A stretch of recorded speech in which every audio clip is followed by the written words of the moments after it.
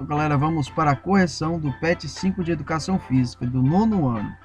Antes de mais nada, peço que se você não é inscrito nesse canal, se inscreva, curta esse vídeo e compartilhe com seus amigos.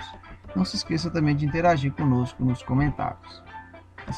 Na semana 1, vou falar sobre as ginásticas, algumas características que vão estar relacionando, mas pensar a ginástica diante desse período que nós estamos vivendo nesse combate.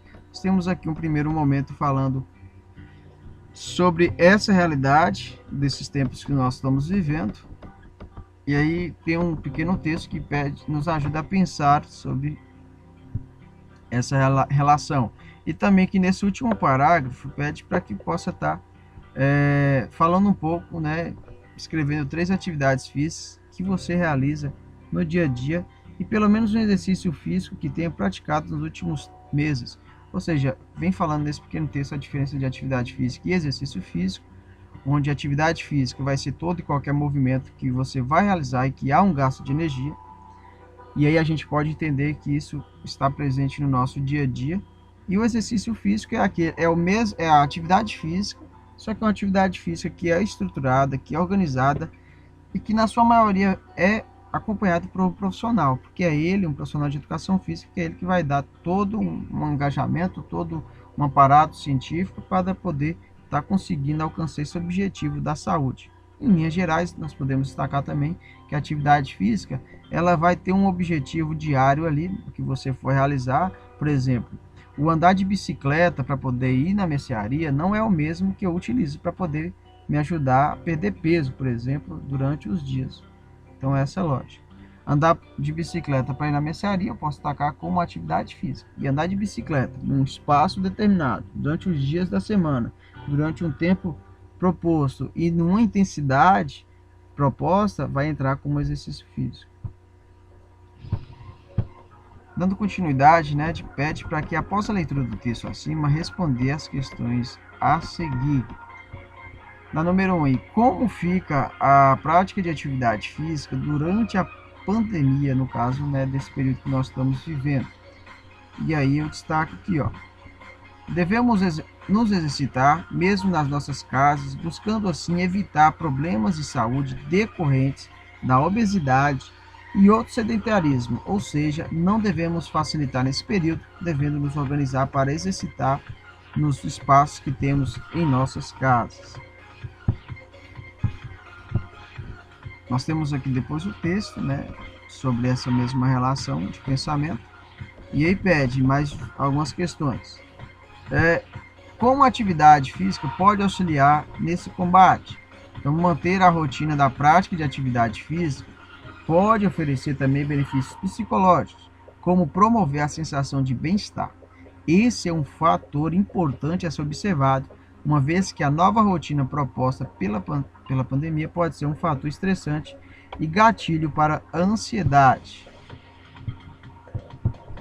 No número 2, cite 3 exemplos de atividades físicas que podem ser realizadas no espaço da sala da nossa casa.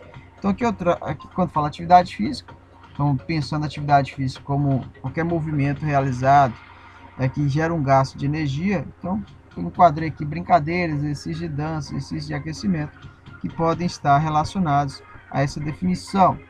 Na 3, pede para que você imagine que você é um incentivador de atividades físicas na sua casa e, diante disso, criar uma sequência de atividades físicas para realizar em família e descrever como seria. Então, a resposta pessoal é essa aqui. E depois nós temos algumas atividades propostas para que você possa estar realizando na prática. Então, é uma resposta pessoal.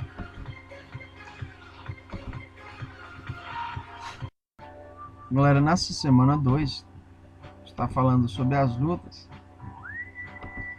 trazendo um texto relacionando a essa questão, a essa discussão, e algumas questões, como a primeira aqui. Na sua visão, quais seriam os benefícios e malefícios de se praticar as lutas nas aulas de educação física?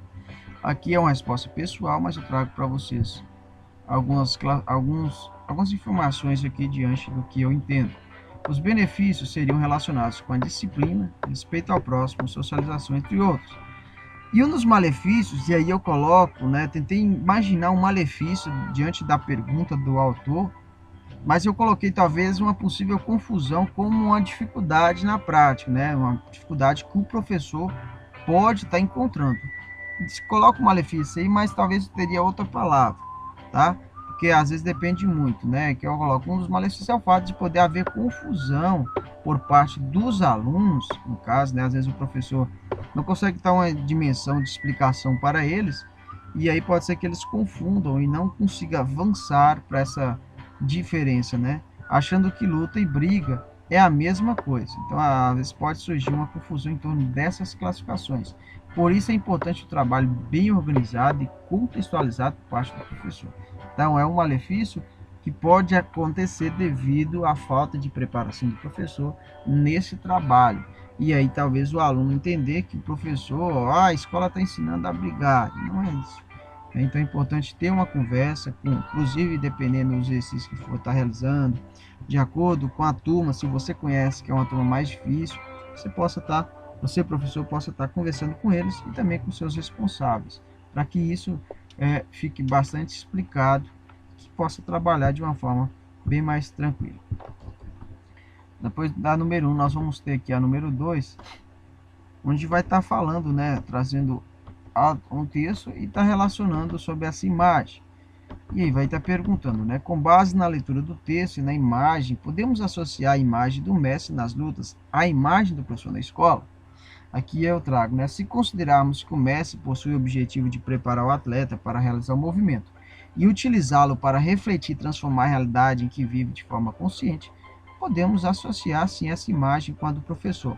Somente no filme a gente percebe que esse mestre, Jack Chan, ele vai estar ensinando esse ator, né, da cena aí, que é o filho do Will Smith, vai estar ensinando ele que mais do que realizar esses movimentos do karatê de uma forma irracional, ou seja, só de uma forma funcional, de uma forma de realizar aquele movimento por si só e não ter nada de aprendizado para a vida, ele vai mostrar que não, que o karatê ele é e faz parte da vida, né? Então o professor também ele vai mostrar com todas as disciplinas, com todos os conteúdos trabalhados, que através do conteúdo de educação física o aluno pode estar utilizando desse conhecimento para a vida, para transformar a sua realidade. Então, se nós pensarmos essa realidade do filme e pensar que o mestre ele tem esse objetivo de mostrar para o seu aluno que as lutas, né, que a arte marcial tem um objetivo de preparação também para a vida, nós podemos sim comparar com o professor. Na letra B, pode-se concluir que toda arte marcial é uma luta, mas nem toda luta é uma arte marcial. Então, comentar essa afirmativa, né? Por que isso? Por que dessa afirmação, galera? O texto, inclusive, deixa claro que as artes marciais possuem uma orientação filosófica que determina a sua prática e dá sentido aos movimentos. Além disso, as artes marciais não se resumem a um conjunto de técnicas, assim como as lutas detêm. Então, a diferença é o seguinte: as artes marciais, elas não é somente os movimentos. Ela tem o atleta que realiza, né, o aluno que utiliza desses movimentos, deve entender que esses movimentos têm uma ordem filosófica, uma questão que vai dar prioridade no movimento. Então, não é só para lutar, mas para toda uma vida, né? Enquanto que as lutas não. As lutas os atletas vão utilizar, os lutadores vão realizar apenas para poder alcançar o objetivo de vencer aquela luta por si só. Então, essa é a lógica. Pensar que as lutas elas têm digamos, uma consideração do conjunto de técnicas, né, de mobilização, de ataque, de defesa, e na questão das artes marciais é mais uma preparação, né, para a vida, né, servindo até de defesa pessoal que muitas pessoas utilizam. Na atividade 3 que nós temos o texto e a questão onde vai perguntar, né, aqui nós vamos colocar nessa atividade que é a letra D. Depois nós temos mais uma atividade aqui, falando sobre a luta de braço, trazendo aqui as regras. E aí pede para que você possa estar realizando aí, né? Aqui vai ser uma resposta pessoal. Na semana 3, está falando aqui algumas atividades de slackline. Vem trazer algumas questões relacionadas, né? Para que você possa estar respondendo. Todas essas questões são respostas pessoais. Depois nós temos aqui a atividade 2, onde vai pedir para que você possa preencher o quadro abaixo com os locais de prática das modalidades de slackline. E aqui eu trago, né, em vez de colocar preencher aqui nesses quadros, esses quadros aqui, eu trago mais acima aqui as respostas, da qual você pode estar pausando e estar copiando aí nesses quadros, né? Que vai ser essas respostas aqui, ok? Depois nós vamos ter aqui a atividade 3, vai estar falando sobre as técnicas de respiração, a técnica 1 e a técnica 2. E pede para que você possa estar realizando esses exercícios. Eu já expliquei também na videoaula de explicação dessa semana 3. Você pode, se quiser, pode deixar nos comentários que eu passo para você o link, ou então procurar aí no canal, né, na barra de busca, que você consegue achar. Se eu colocar a videoaula de explicação da semana 3 do PET 5 do nono ano. Aí depois são respostas pessoais. Aqui também mais uma atividade que vocês deverão estar realizando, que é pessoal também, é prática, o qual também eu já explico na videoaula de explicação. Nós temos aqui, nós também temos uma atividade prática, e onde você deverá depois, posteriormente, estar descrevendo como foi essa prática, certo? Então, galera, é isso aí. Nós temos na semana 3 essas atividades. Por fim, na semana 4, nós temos falando sobre esporte de invasão, destacando o handball.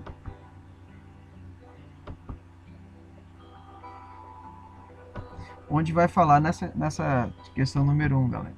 Vem trazer essa imagem e da quadra, né? Vem perguntar se no seu bairro ou cidade se há quadras com essas marcações, né?